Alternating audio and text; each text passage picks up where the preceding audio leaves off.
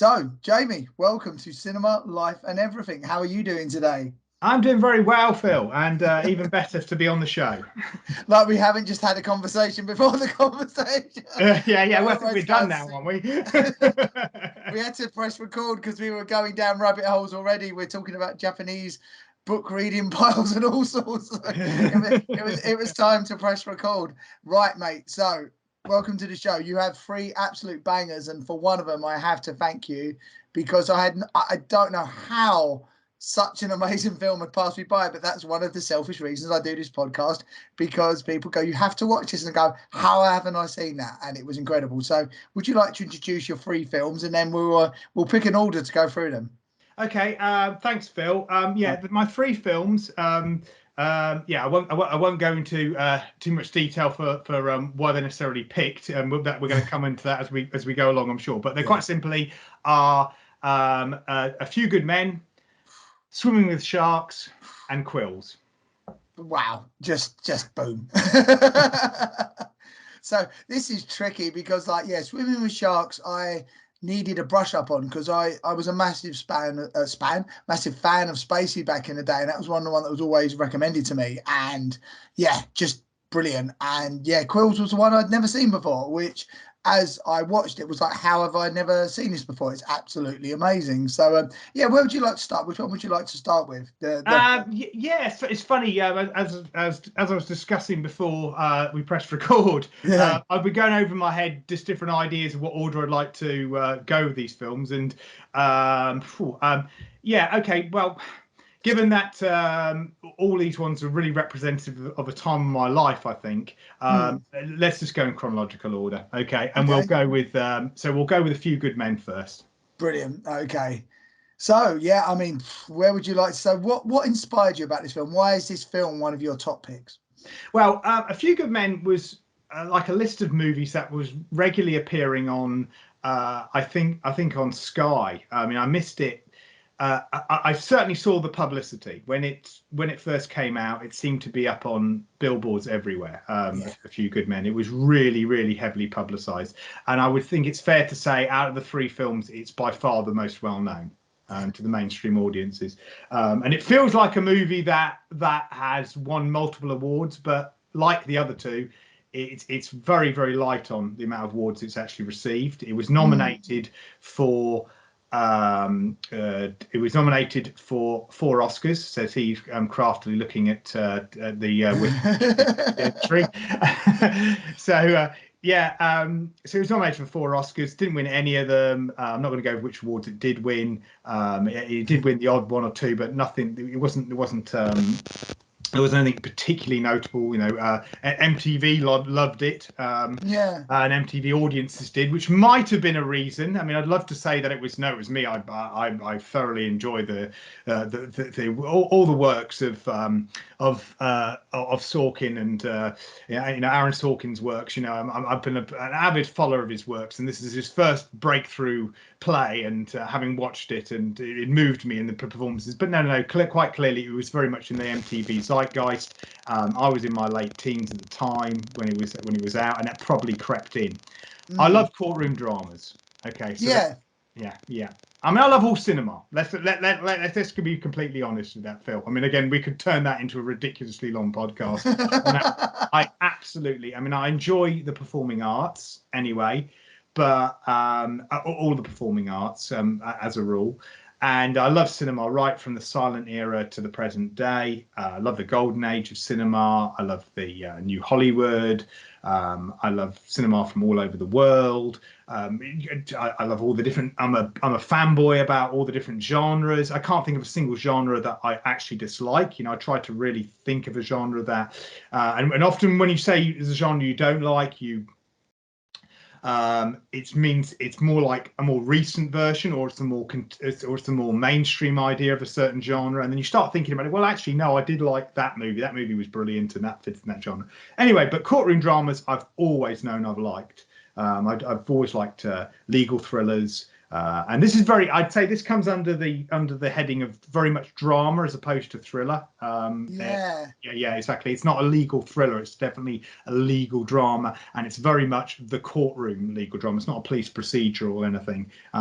Obviously, it surrounds a court martial. I don't know how much we're allowed to go into spoilers. Oh, you know, the way I look at it, we've recommended 3 films, and already I've spoiled the hell out of them in the other podcast. So this is always my warning to listeners now. If you really like the sound of these films, go and watch them, because we probably will tread heavily into spoiler territory, in and out, like a enthusiastic child jumping into puddles. So if you're gonna get into spoilers, yeah, go watch the films quick.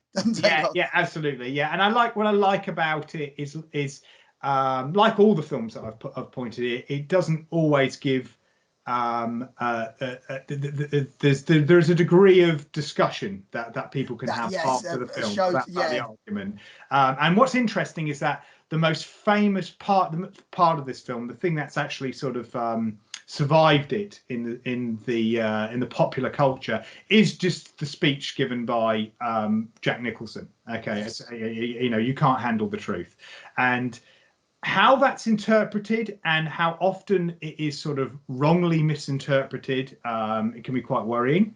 I did an entire essay in my book, Mordred's Victory, another Martial Mutterings, quick plug there, which I talk about something called Jessup thinking, taken purely from this play and film.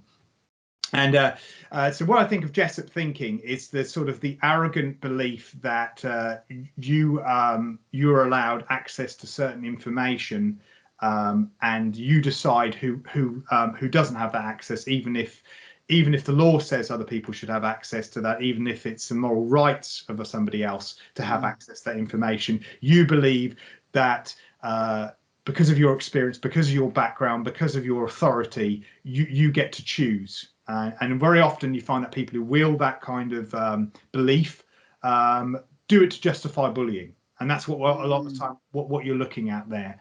But there's wonderful arguments throughout this movie that question the grey areas of what's going on here. I mean, I love I love one of the trade-offs between Kevin Pollak and Demi Moore. I mean, what a great cast this film. I was going to say it's wall to wall, and it's for me it's one of those films that's a blockbuster, but at the same time, like you say, a really good think piece. It's not just relying on its stars. The quality of the script and the drama presented is all worthy. It ticks all the boxes for me. Yeah. I mean, this is just it. I mean, you look at it as such, you think, okay, and it's Cruise and Nicholson at the prime of their careers going head to head, and it's so good. I mean, really good. Both of them get to show their pretty much the extent of their acting chops. You know, know, in many respects. I mean, perhaps they've done. I mean, I've always thought that Tom Cruise gets a very understated and underrated performance in Rain Man because of how good Dustin Hoffman is. Yes, a lot of people forget that that actually Cruise's performance in that film is superb. Yes. Because obviously you're looking at Dustin Hoffman playing a savant, and it's that performance that it's got your attention. But it's a bit like Anthony Hopkins and John Hurt. In The Elephant Man, you forget how good Anthony Hopkins is in that film because you're looking at how well John Hurt is handling the John Joseph Merrick character. But anyway, back to this point here. You look at this cast, and again, Tom Cruise versus Jack Nicholson, going head to head, doing that, and there's scenes because you get two. It's like two matches, isn't it? If you and I coming from our sort of from our combat orientated backgrounds, and I'll look at like combat sports and that sort of view. You've got two matches, and perhaps round one maybe goes to, or in fact perhaps the first fight kind of goes to Jack Nicholson. Cruise gets what he wants, but not without Nicholson saying, "I want you to say please." Oh, I love that a bit. Yeah, exactly. That idea, and then he gets to, but. And the funny thing is that in his moment of victory, he reveals his weakness. Yes. He shows his arrogance because he now then allows Tom Cruise to look into that and go, he wants to tell me. He wants to tell me about the situation. So yeah, I mean, do we need to go into synopsis on these films? I think we'll be all right. It's a basic, yeah. You've already covered it a little bit as well, and I think, like I say, for me, people are listening to it and they're probably aware of the films already. So I'd say go and check it out. I think you're good with just going as we're talking about details about the film, really. Yeah, yeah. And again, there's so many plot points of the film that are great learning points. And I mean, you can't handle the truth. Yeah, I'll come back to that. But there's this great piece of acting between the great Kevin Bacon and Tom Cruise as well. Again, to talk about this. I mean, the supporting cast. I mean, There's Kiefer Sutherland, everyone. Yeah. Yeah, and I mean, great. You know, I mean, he's such a great heel. I mean, Keith Sutherland. I mean, to the point that you like to see him play a face in the film because you just you feel like he deserves a bit, a bit of the cheering as well as the booing. But where he plays this person who's got this, and you look at it now.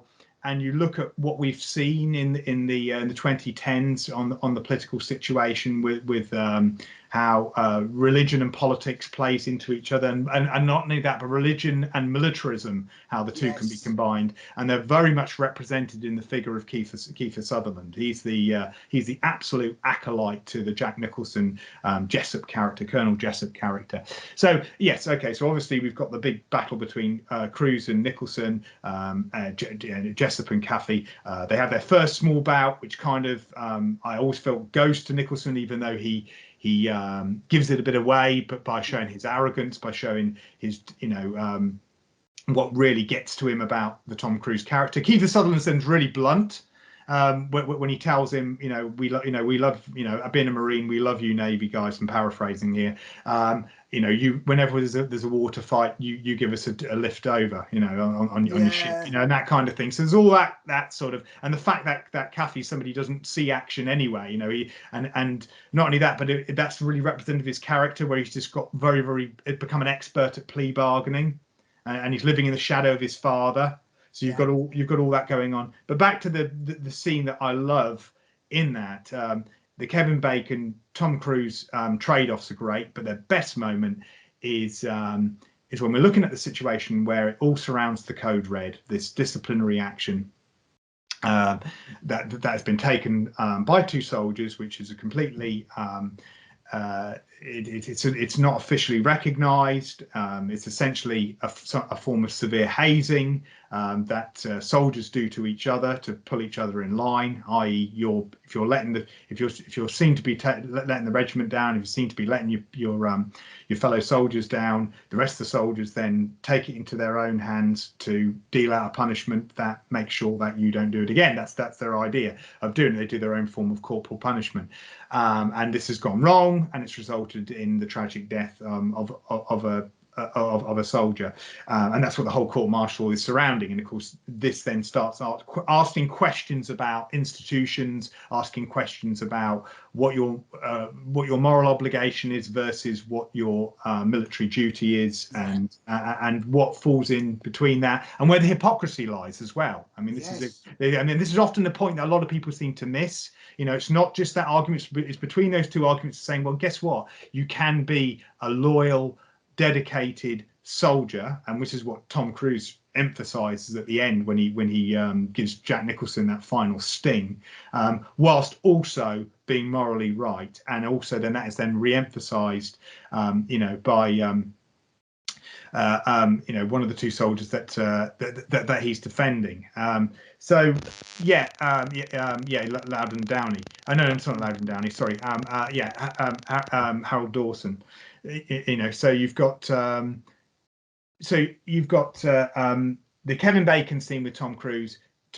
Kevin Bacon goes straight up to one of the people being interviewed about the Code Red and says, "Could you show me in our book of regulations where Code Reds are?" And I love that scene. It's so good. And he's going, well, he laughs at him and goes, well, of course I can't. It's not in there. It's not. He goes, okay. It's like, so in other words, to the jury, you're saying that you've been ordered, these two soldiers saying they were ordered to do this. They've taken it on board as an order. They can't be ordered to do it because it's not in the book of regulations. It's not something that you do.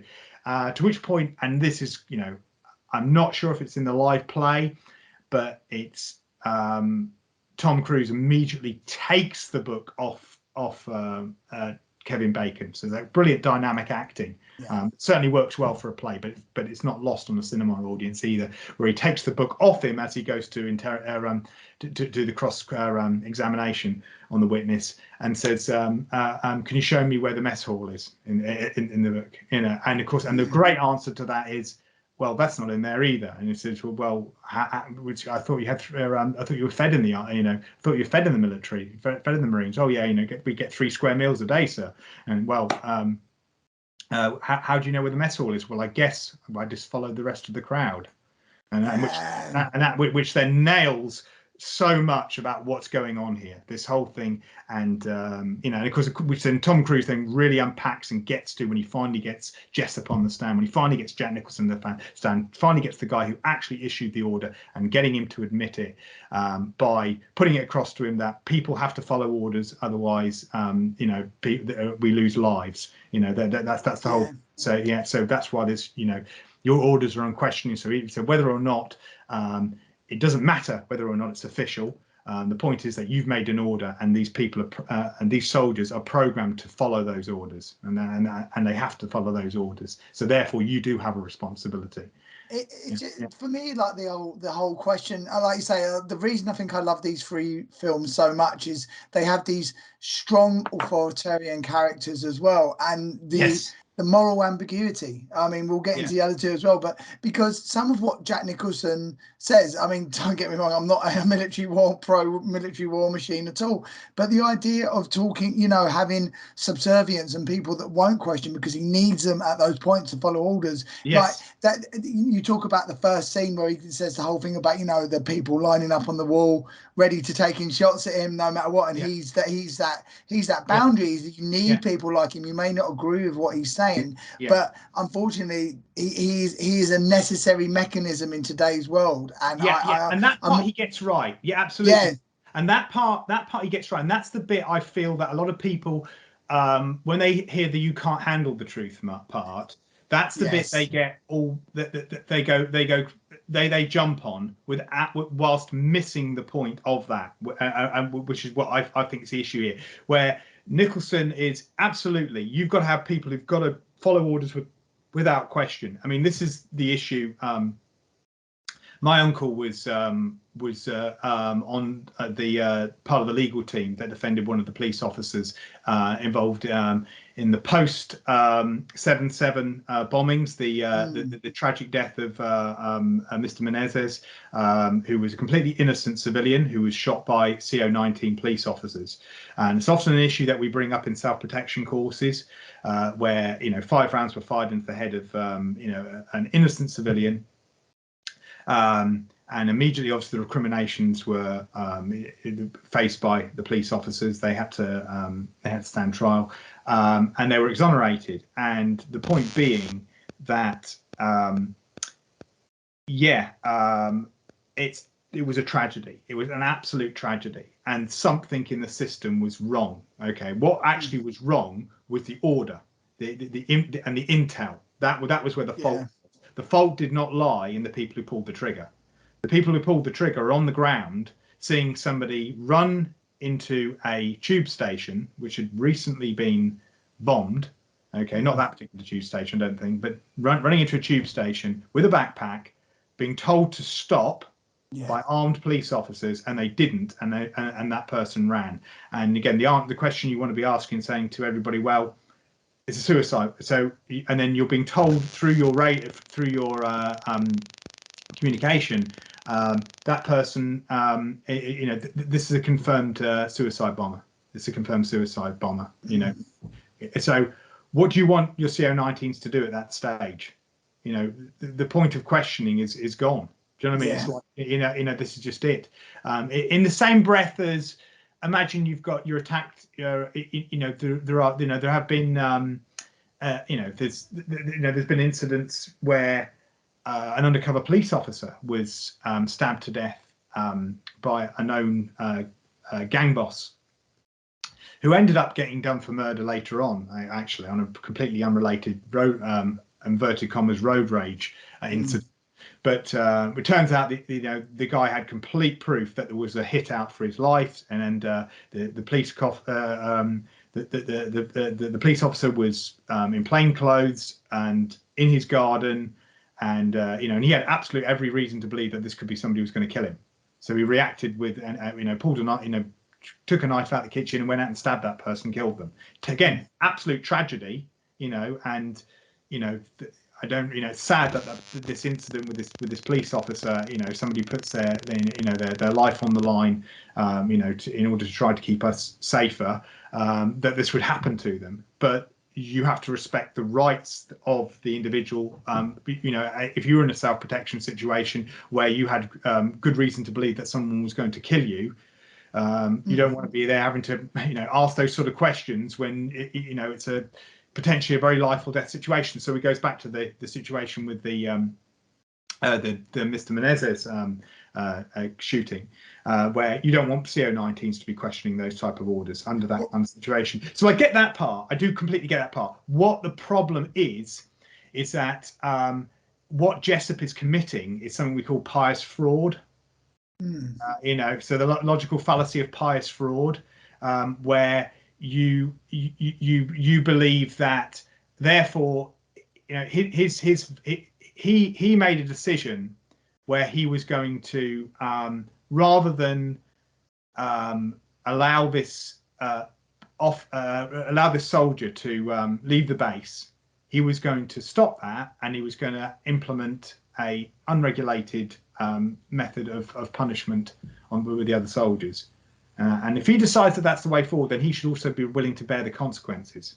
Yes, this is true. And I mean, this is what I do love about those films. Like, even when they, especially that one, it's wrong. Fictional character or not, we are dealing with something, a real system that exists in the American army. So and it was inspired by real life instances. So it was actually sorry, I forgot to mention that as well. And and probably stuff that still goes on to this day. So you have to. There is that, like I say, that moral ambiguity.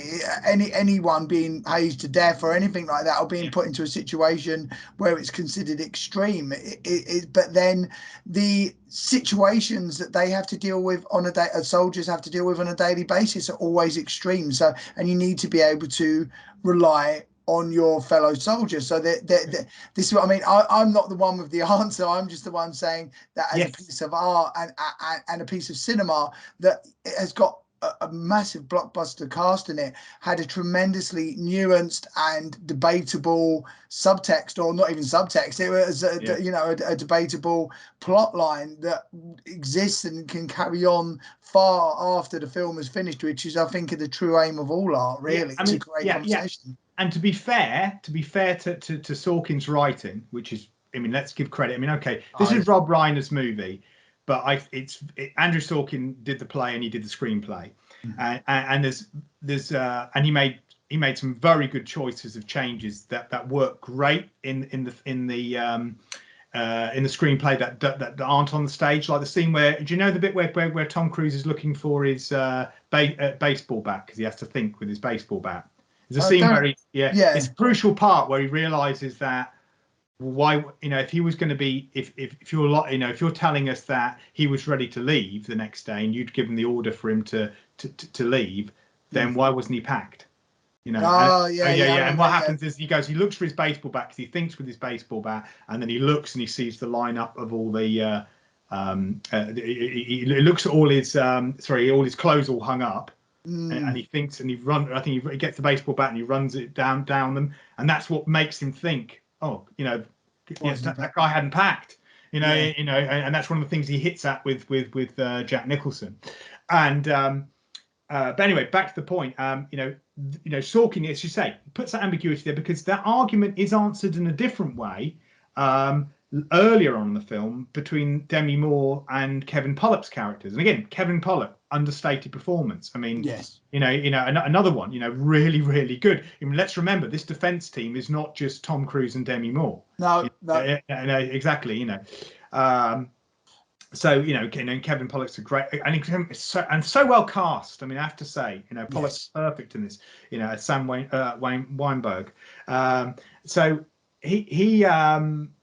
so Pollock and Moore. So essentially, it hits back with, Moore goes straight up to Pollock and goes, "Why do you hate them so much?" The two people they're defending, and he's going, and he says it like like, you can imagine somebody who has actually been persecuted growing up, because Pollock's got that, you know, he's got a not a high pitched voice, but slightly nasally sometimes. He's not a very big guy. Yeah. You know, he doesn't look very like that. And he goes, they beat up on another guy. You know, why? Because he couldn't run very fast. You know, so they beat him up, and that's the way he sees it straight away. This is straightforward bullying.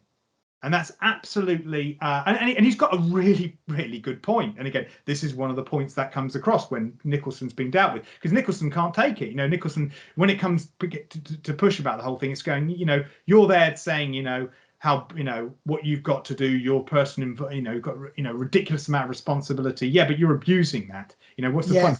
You're actually not protecting your soldiers. You're not doing what's in their best interests, because you're doing this sort of thing. Or if you're going to do it, you're not willing to take the consequences. You want other people to take them for you. You think these two soldiers who are actually on the front line should take it, when actually, you know, and you're not backing them up, because you're lying. You're saying no, I'm denying responsibility. You know, which then shows a corrupt system, right? You know, exactly, it's exactly, you know. So yes, very difficult decisions need to be made, just as I described those in real life situations. Very difficult decision making, and mistakes are sometimes made, absolutely, and they can be very tragic mistakes. But at the same time, you know, in this kind of situation, you've got somebody who isn't taking responsibility, that is endorsing institutionalized bullying, and then acting like a coward, actually, by allowing other people to do that, take the fall for him. He's not willing to say, you know, he wants to say it, but as Tom Cruise points out. But then again, this earlier discussion, which you don't really see much, you know, you've got Demi Moore saying to Pollock, I'm better actually, you know, the actors than I am the characters' names. Yeah, it's okay. Exactly. Probably because it shows you just how many times I've seen the actual movie as opposed to the actual play. But although I'm aware of some of the changes, so, you know, why do you hate them so much? Well, you know, they beat up on a smaller guy. They beat up on a smaller guy. Why? Just because he couldn't run very fast. And it's as simple as that, you know. So then he shoots back with, why do you love them so much? And she comes back, well, this becomes because they stand on the line, and they say, you know, and they look at the way they look after each other, the way they support each other, the way they also say, you know, I'm not going to move, you know, from that line, you know, their dedication of duty to one another and to protecting us, you know, that's what she sees in them. And she's seeing these two people who are going, you know, this is what I'm told to do. I'm doing it for, you know, she doesn't see two bad people. She doesn't see two bullies. And as it turns out, you know, Dorney, you know, was somebody who was actually protecting, the soldier that was killed. He's actually, because you hear that later on, don't you? The same witness who's being interviewed, the same witness that's being in court, that we have the mess hall discussion, the one that I described earlier on. He's the one who says that, no, I was told, we were all told not to touch this particular soldier. And you go, well, why didn't you? You go, well, because Downey'd kick my ass. You know, it's as simple as that. So, you know, so he was taking his responsibility very, very, you know, and at the end he gets it, doesn't he?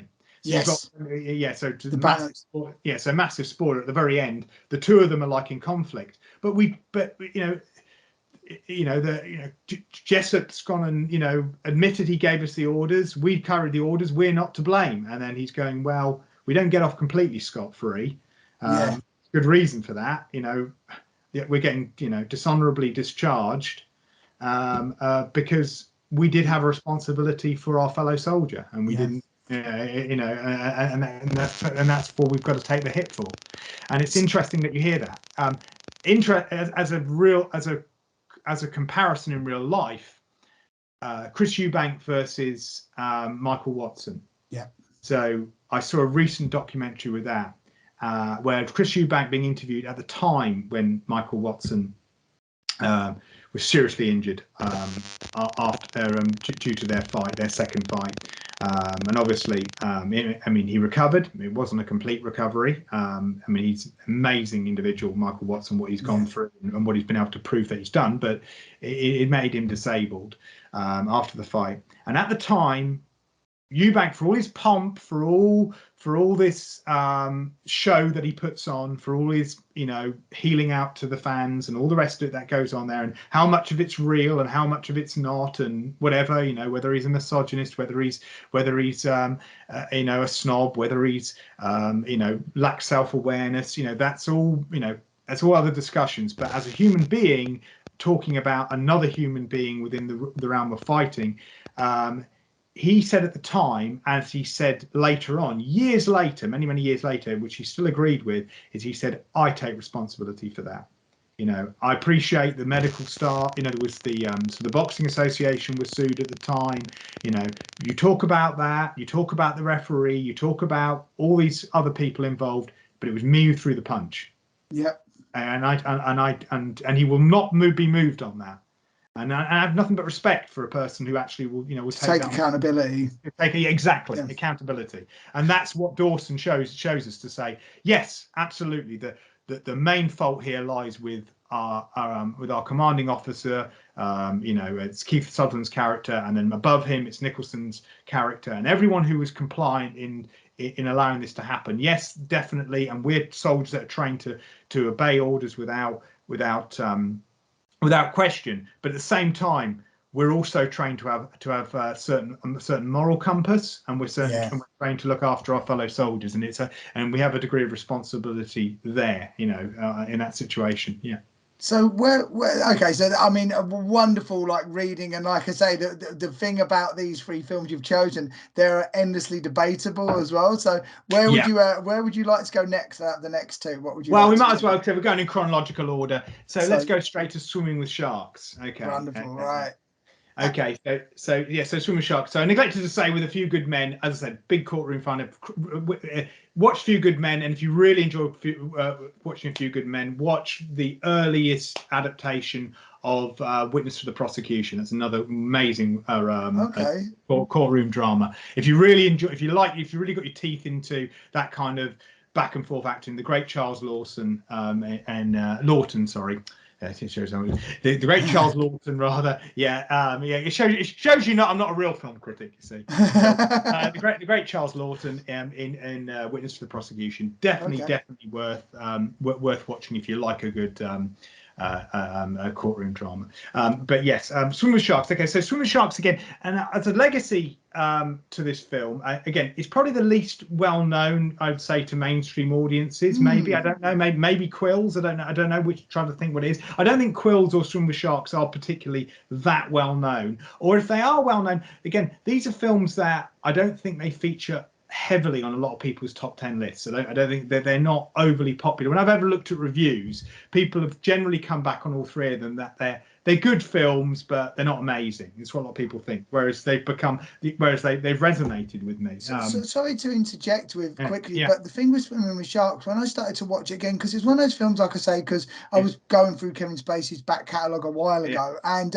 but it was one that I didn't really, I don't know why, I just sort of passed it over. But especially now, after everything in the aftermath of the Harvey Weinstein and stuff like that, it was tremendously forward thinking film, and I really sort of ringing the alarm bells. You think exactly? I was thinking so how ahead of the time, and of course there's the irony with Kevin Spacey himself as well. It's exactly, but Swim with Sharks is more influential than people might necessarily realise. So when you look at it as a film, it was a low budget film. It was coming into a time in the mid 90s where people think often with the 80s that was the real popcorn era, but the 90s was almost like an epilogue to the Ortez and the and even New Hollywood. You know, before we put this on, we were discussing Francis Ford Coppola's Bram Stoker's Dracula and all things, you know, and other things like that. So if you think of like what was the New Hollywood that started in the 70s, you know, De Palma, Coppola, Spielberg to a certain degree, Scorsese, for example. 90s was a time where, funnily enough, and again, it was Spacey who said it, that you're going to lose the mid-budget dramas, the mid-budget serious films, should we say, the films that have got I'm like you, I've got real issues with people talking about high art and low art and, you know, what's more, you know, because stuff is so subjective, you know, as well, you know, and often things that are often considered to be very highbrow are actually, you know, it comes across that it's actually a lot of fluff. You know, it's actually, you know, what's highbrow to one person is pretentious to another person, and what's lowbrow to someone else, actually is often got, you know, a very deep point that you haven't realised. There's some artists that has decided to take this seriously. But back to the point, Spacey was saying, you're going, if big production companies don't maintain making these important films again. Ironically, Weinstein again, like Miramax and stuff like that, which were taking on a lot of films in the 90s. You know, Tarantino was showing that you could make big budget movies that have a lot more depth to them than what their equivalents necessarily have. And, you know, saying that you're going to lose all this to TV. And I believe we have. In the last 20 streaming services and stuff, completely agree. Yeah, in the last 20 years, I think there's been some amazing films. Don't get me wrong. There's been some really, really good films that count, you know, to hit amongst all the others in all the other eras. But they've been few and far between by comparison. But anyway, so Swim with Sharks, low budget. Okay, so you know, in the mid 90s, we started to see less of what I'd say serious movies, serious drama. And the rise of more corporate movies more than ever, I'd say. And then what we've seen in the last 20 years, from 2010 up to the present time, is a slew of franchise material, sequels. So in the last 20 years, we've definitely seen far more big budget movies that lack any obvious substance to them. There's far less serious topics that have been addressed. They've been kind of like people are trying to put them into films, but a lot of the time they feel like check boxes, you know, in a field. There's so many films that you can watch now that you can hear the committee, you know, running it. You know what I mean? You can see it's had a million script writers behind it, and script doctors behind it, trying to turn it into something else. So Swim with Sharks was a film that Spacey took on just because he was passionate about the material. Again, it's the person who wrote it, George Young. I don't really know much of his material at all, and this is his actual most famous work, believe it or not. It was turned into a stage play, although it wasn't based on one. It feels like it's based on one. Very much so. Yeah, it feels like a play. You could see it working as a radio play as well. You know, it fits into all that sort of dynamic. But okay, so Swim with Sharks came very much in that sort of. It was on Sky, being played a lot, and I caught part of it, and then it was, you know, obviously they kept repeating them, so eventually I got around to watching it, and I really, really enjoyed it, and I thought, wow. And to me, just like as I would offer certain choices for courtroom dramas, I would say Swim with Sharks is amongst films like What Just Happened, another hugely underrated but an underperforming film, and Sunset Boulevard, and All About Eve, and maybe even Whatever Happened to Baby Jane, as films that tell you the truth about show business. Yes, yeah, very much so. The inner workings, what makes the sausage. yeah, exactly. And that's what I see with Swim with Sharks.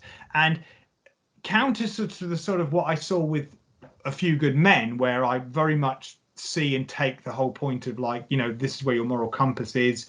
There is a degree of ambiguity, but I do feel that we're kind of sure. I think there's a more Not completely sure, because there's definitely open areas for debate and discussion as they were exposed in that film. But overall, the bottom line was bullying is wrong, whatever happens. You know what I mean? And you can't have a corrupt system.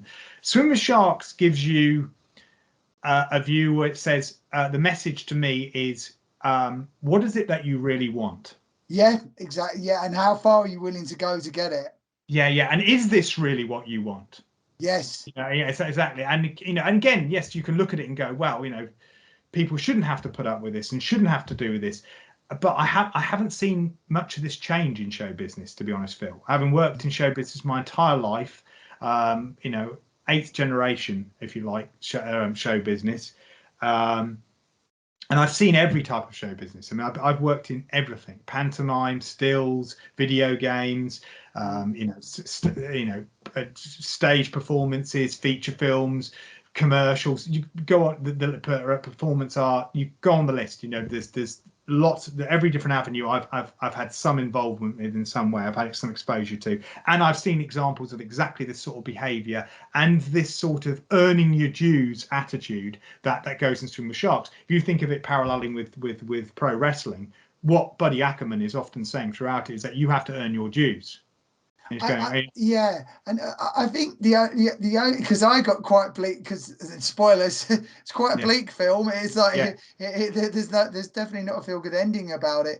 But no.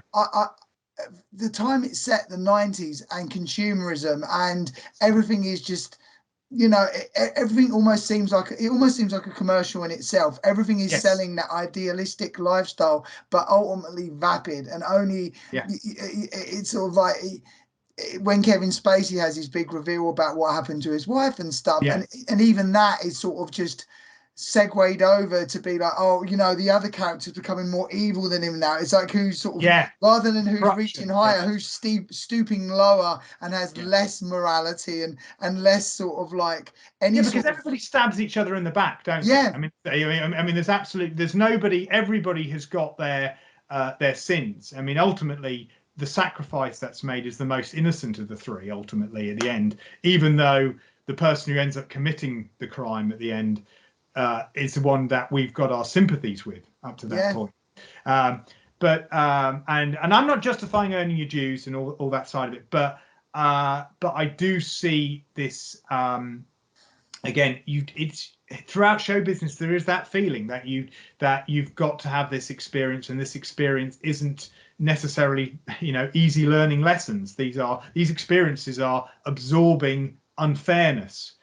These experiences are and again, a lot of it is bullying. I mean, again, we talk about bullying again. It's bullying again, isn't it? We're looking at again being bullied. But the point is that Spacey's attitude is like, I'm turning you into what you want to be. Yeah, I guess for me as well, if we even draw it back to wrestling, and even drawing it back to A Few Good Men, that there's that. For me, it always resonates that there's this level of like, are you like me? Can I trust you? What are you going to do when things go south or things get hard? Are you a reliable soldier? Are you a reliable human? But then how it transmutes into, this is a good excuse for me just to take my evil out on you and make you suffer just because I can. That's for me is that moral ambiguity and that difference.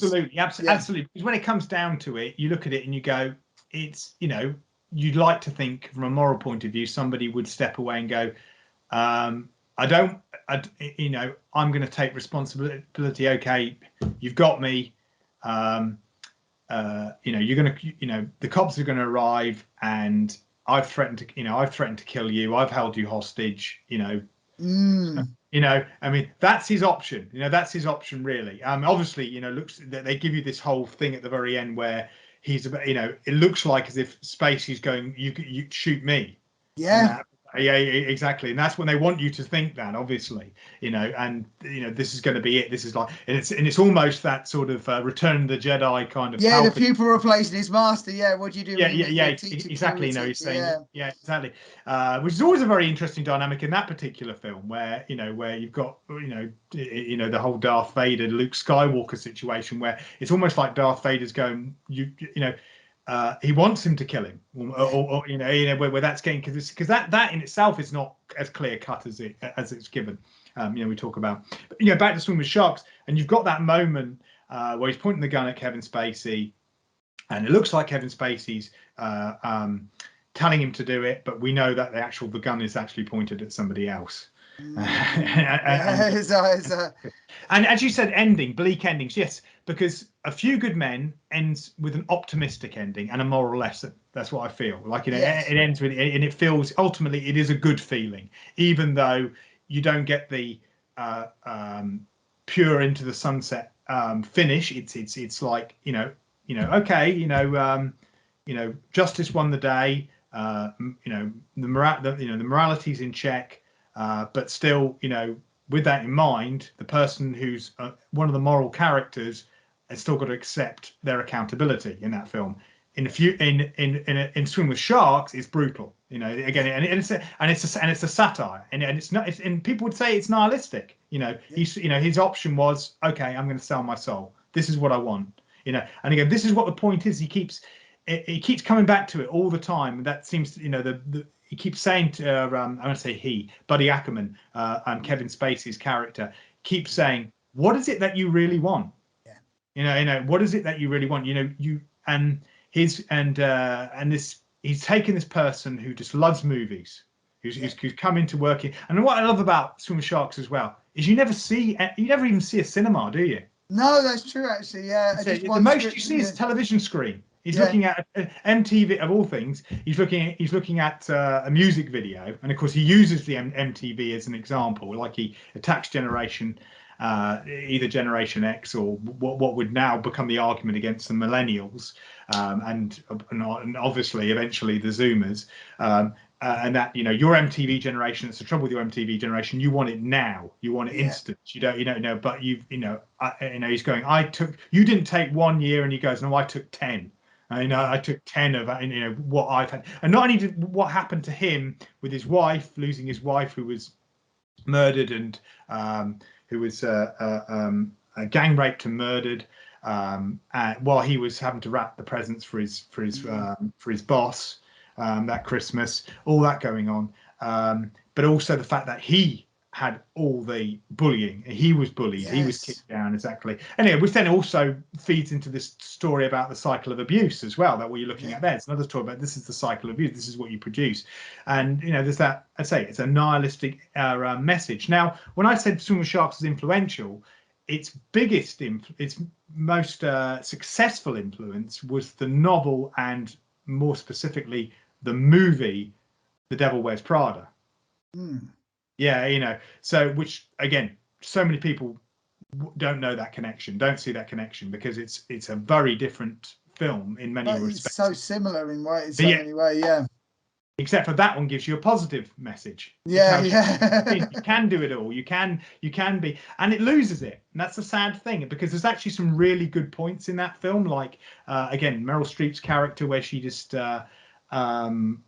she says a point that kind of like gave me a bit of a bloody nose in a way, a mental bloody nose in a way, when she said about the you think you're above all the fashion, because you're wearing your ironic clothes, and you're not wearing your labels and that, but you don't realize that these clothes that you're wearing, even though they don't have labels on, actually come from the fashion that I design, or the fashion that somebody else has designed, and it's actually been scaled down and filtered down, and it's become accepted, and then now you're wearing it, so it's like you're connected to this, whether you like it or whether you realize it or not. And you're stood there being all ironic, like, I don't follow fashion, I don't wear fashionable clothes, and because I like to, I've always liked to think of myself like, I wear clothes for what I want to wear, and I don't care, and I've always liked that kind of thing. I've always enjoyed some of the counterculture views on it. I've never been somebody who's,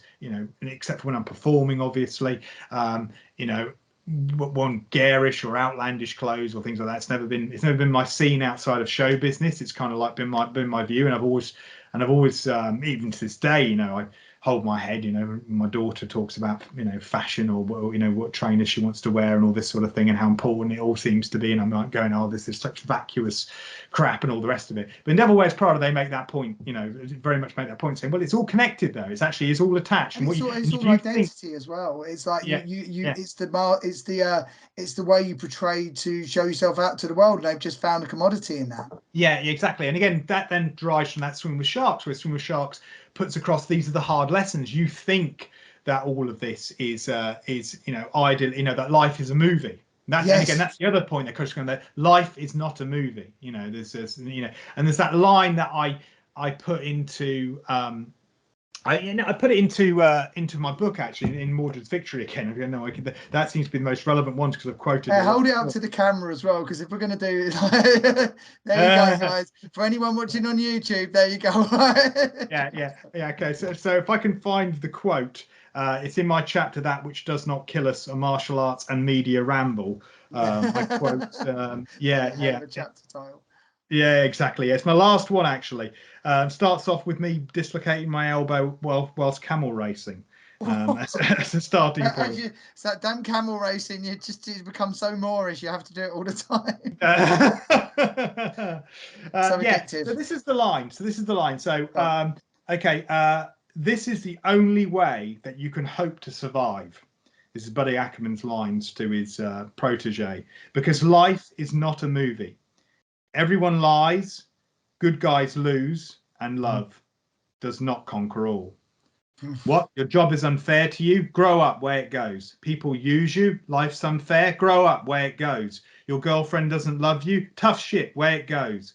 Because there are no storybook romances, no fairy tale endings. So before you run out and change the world, ask yourself, what do you really want? Yeah, and I think, again, for show business, that's kind of the point, because you always say to people, you willing to put up with all the shit that goes with it? You know, that's, you know, it's waiting around for hours on end. It's putting up with unfair behavior. And I've seen it, as I said, it hasn't changed. Everyone likes to pretend this stuff has changed. I get a... back in 2019, I think it was for a certain TV show that I'm not going to name, but a rather big budget TV show written by a comic book artist, comic book writer that whose material I really like, I hasten to add. But anyway, we had a person who was had their vultures on set. He was a falcon. And bear in mind, you can imagine all the animal welfare legislation that we have and all the stuff that we've got to do. And then on top of it all, I say what we do. I no longer obviously work for my parents' company, but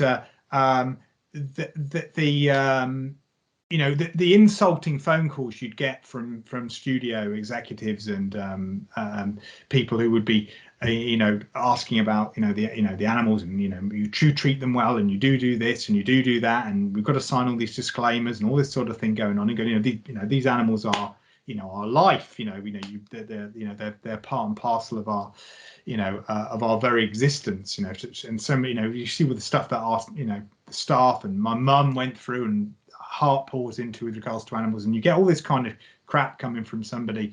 It's basically insulting, but you turn up on set and you realize that all of that is absolute superficial nonsense, right? It's all just being done.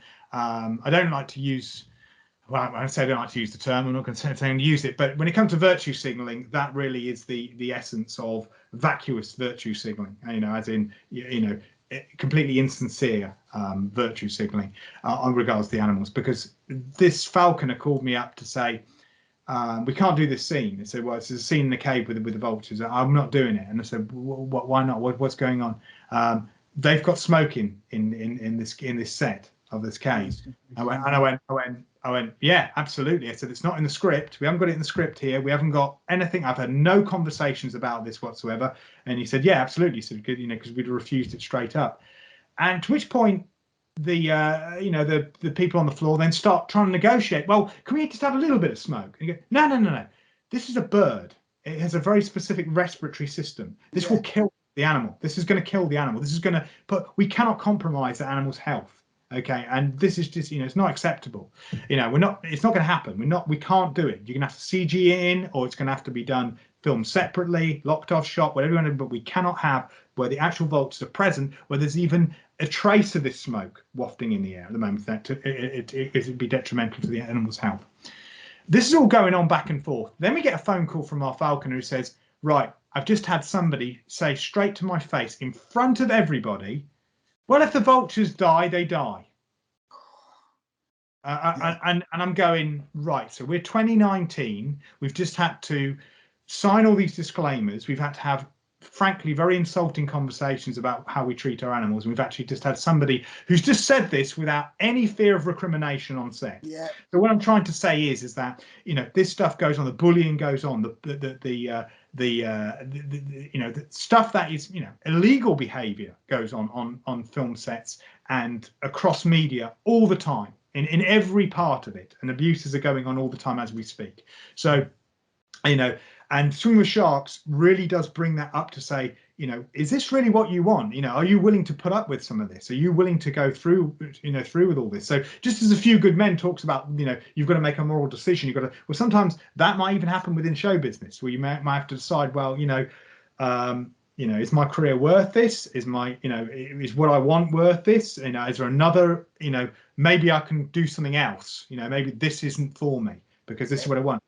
It's just like, yeah, no, it's also as well, it's like both of these, one military, one entertainment, but that idea of this needs to get done and a sense of compromise or just overriding moral beliefs to go, okay, but this needs to get done now. You know, whether it be in the army where you're protecting someone, or entertainment, it's time constrained, or this is the shot that someone wants, but at what cost?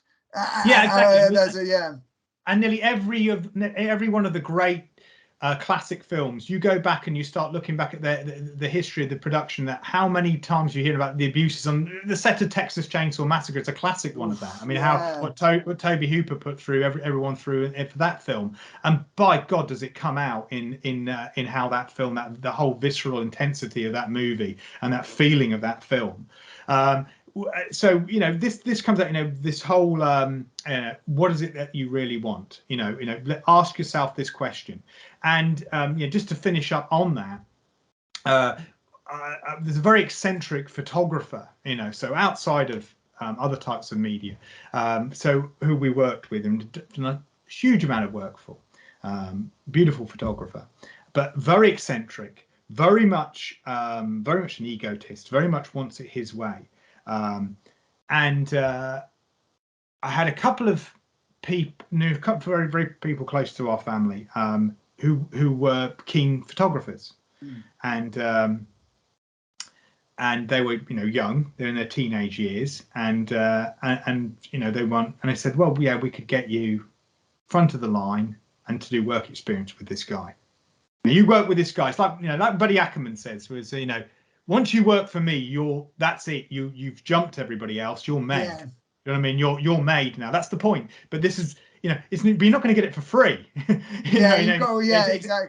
Exactly. You know, you've landed this job here, and it's like, you know, but you know, everything else that comes with it, you know, it's really hard. Because it's often it, isn't it? How many times have you been, like, you've worked on a set or even on a big show, Phil, and you sometimes see the people who you consider to be the top of their respective tree, and they're still going through shit. You know what I mean? They're still going through stuff that you'd think that, you know, I sort of love that though, because for me, it's sort of like it's not the glamour or the mystique. For me, it's like, well, it's not too far away. I like the fact that everyone's sort of grinding. It's like, even I've seen that in wrestling. Yeah, everyone's seen that in wrestling as well. It's like there's a beauty in it that there's no real difference really in the levels you're at. You've still got to have the passion. You've still got to have the enjoyment. It's not like one day and you just see that, like, people I idolize or people I hold up, where their personal lives can be a bit of a dumpster fire. It's just like, there's no finish line. There's no like, oh, I've wanted it now. It's like, oh no, it's just constant, conscientious accountability and willingness to put in the work. And that's your joy. That's your answer. That's your sort of epiphany, that there is no end to it, you know?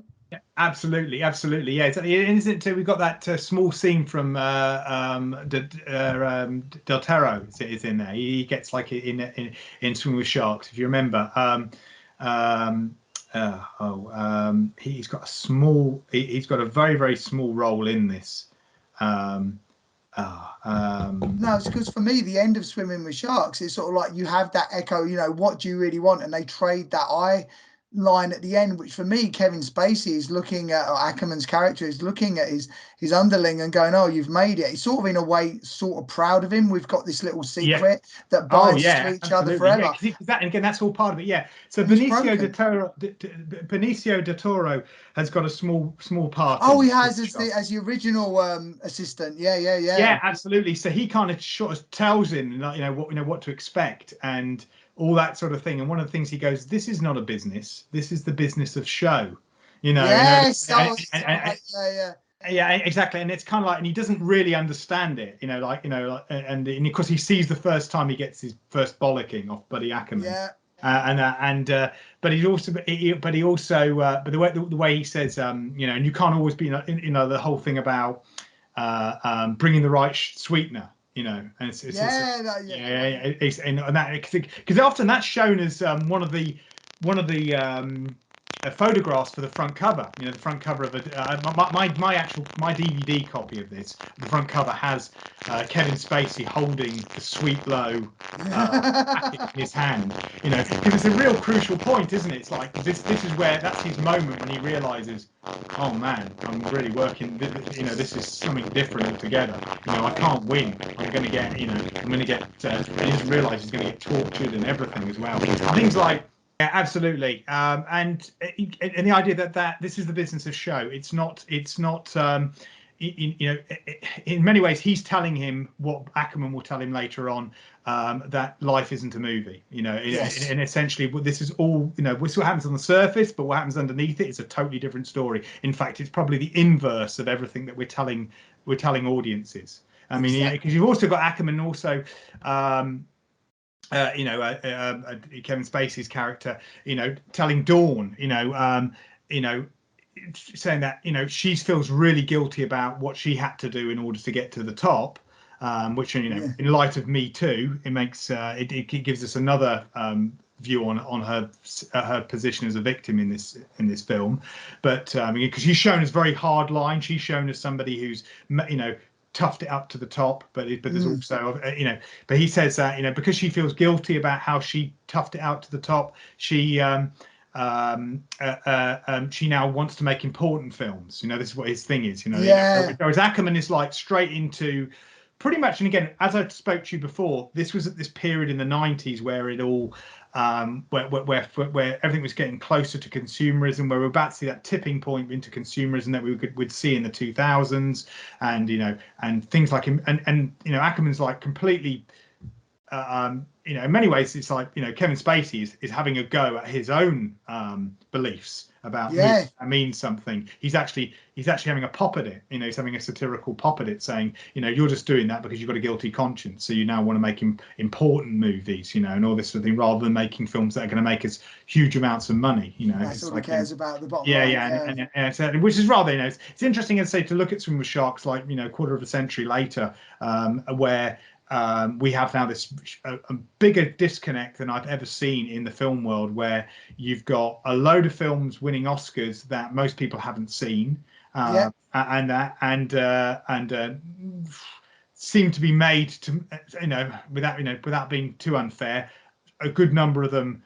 And this was starting again in the 90s. We did see this in the 90s, where a lot of films were beginning to like check boxes because they wanted to win Oscars rather than anything else. That's kind of what they were looking to do. Just in the same breath as that, you see some adverts, or there has been a period with very pretentious advertising where people went so abstract with their advertising that you could see that they were more interested in winning an award at a festival than they were at actually selling the product.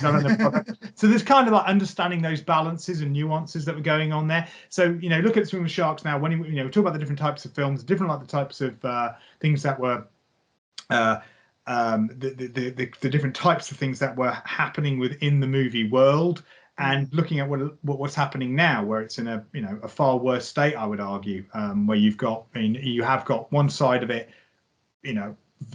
films that are very self-indulgent, versus other films that are which are now made totally from down a corporate line, to the point where where the false victories come in, why this person's in there, which box they're ticking here to please, this is fan service, this is SJW service, this is, you can see it and you're going, this is so, there's no heart here at all, and no directors can put a stamp on something, especially if it's a franchise now. That it's like, no, you have to make this film with this particular way, this particular color palette, this particular momentum, etc.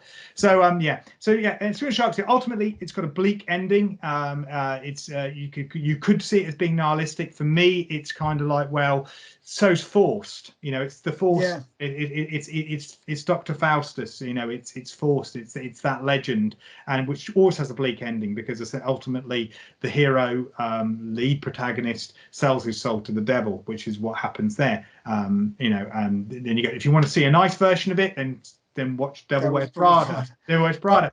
Or a TV series that's out now, isn't there, called Swedish That's true. Which I haven't seen. Yeah, I haven't seen. The one thing I will say in argument to the Oscars, though, I was glad that Everything Everywhere All at Once did so well this year, because that was one, and A24 Studios. That is a film that I have seen that I think it was good that it got the deserved credits. But mate, I was going to say, we've hit the hour, and there's no way that we can. Quills, I really want to talk about at length, and I know that. I know you've got a lot, and it's because it's one I haven't seen. I'd really like you to lead me through it a bit more as well, and stuff as well. Actually, my latest book is When Parents Aren't Around. Okay, A Young Person's Guide to Self-Protection. That's the one that I'm promoting at the moment. It's only just that the Marshall Muttering's book, Mordred's Victory, was relevant to a lot of the discussion. Follow me on Facebook, Twitter, Instagram.